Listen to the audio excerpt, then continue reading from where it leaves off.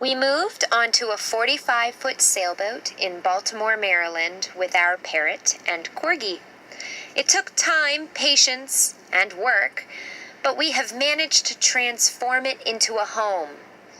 Now, it is time for us to venture out and explore the world as cruisers. Since we ride with a small electric motor, we depend on the winds to take us to new, exciting places.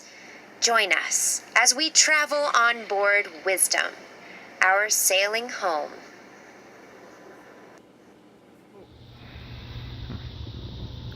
In another video I showed what happens when a Dickinson heater runs away, which is where too much fuel is present and the thing just burns out of control.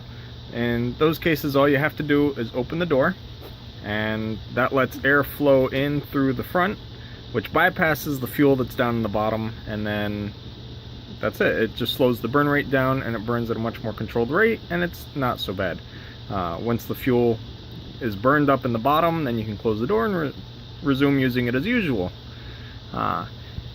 This case, it's a little different. I know that if I turn this on now, we're gonna have a lot of problems. At some point, the little fuel cutoff valve, I bumped into it, didn't realize that, and it was on and flowing and filling while no one was here and nothing was on. I noticed because there was a little bit of fuel down on the floor here, and I was cleaning it up and then noticed the valve was on, and then I took a look inside, and if you look in there, it's full of fuel. I got some more light in there. Yeah, so it's completely filled with green diesel right now. So if I light that up, we're gonna have some serious problems. So Dickinson does not recommend the whole opening the door to let the fire go down and all that mess. Like I was talking about with the runaway diesel, what their recommendation is, and which I'm going to do right now because this is a lot of fuel, is you simply remove the little burn ring from inside here. I'm just going to set that on top, keep it out of the way, and then you take a fresh toilet paper roll, and I've never done this one before, but apparently you can squeeze this in there and it'll act as an absorbent like a sponge and just suction up all the fuel. And then you throw out the toilet paper roll, because if you light that, you will have a problem.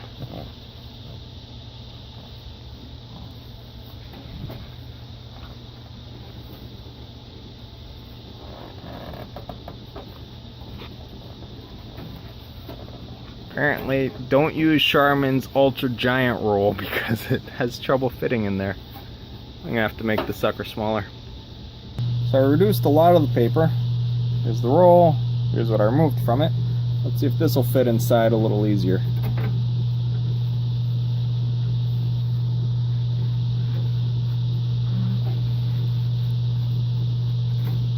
Yep. Alright, so this apparently goes all the way down into the burn chamber. And it'll act as a wick, and it'll pick up the diesel fuel.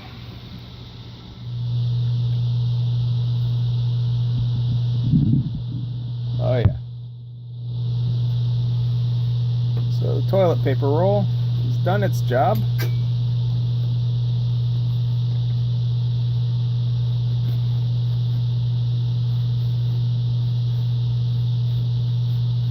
And the bottom portion is completely saturated with diesel.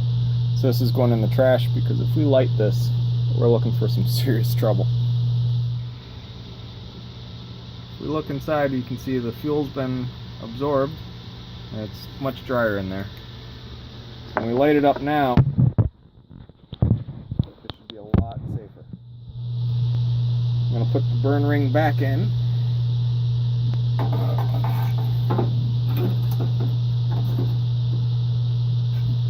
Just to burn off anything that might be in there. Just gonna light a paper to act as a wick, just to burn off anything extra. That way the next time I go to turn this on, and I'd forgotten about this, we don't have a giant blaze happen. paper's lit. I'm just going to close the door here.